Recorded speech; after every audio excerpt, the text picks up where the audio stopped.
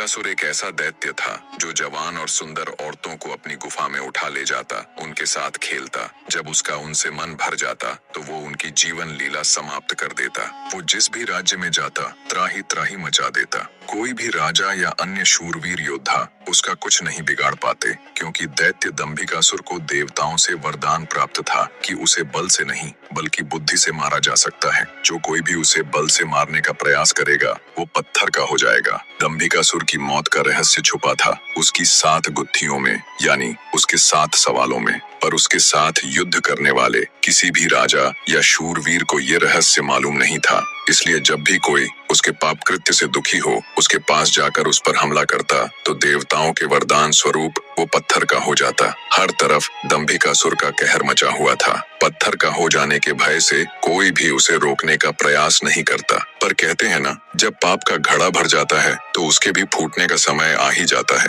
हर जगह अपनी मनमानी कर एक दिन दैत्य दंभिकासुर ने उज्जैन नगरी की तरफ रुख किया। उज्जैन नगरी के ऊपर उस समय महान राजा विक्रमादित्य का शासन था। महाराज विक्रमादित्य न केवल बलशाली थे बल्कि वे बहुत बुद्धिमान भी थे। उन्हें हर प्रकार के कौशल में महारत हासिल थी। उन्हीं दिनों में विक्रमादित्य की नगरी उज्जैन में एक धनी साहूकार रहता था। साहूकार के 2 लड़के थे। बड़े का नाम महेंद्र था और छोटे का लखन। बड़े लड़के का विवाह तो साहूकार ने कर दिया था, पर छोटे बेटे का विवाह करने से पहले ही वो ईश्वर को प्यारे हो गए। पिता के गुजर जाने के बाद कामकाज और व्यापार संभालने की सारी जिम्मेवारी दोनों भाइयों पर आ गई। दोनों भाई दिल लगाकर कारोबार संभालने में लग गए।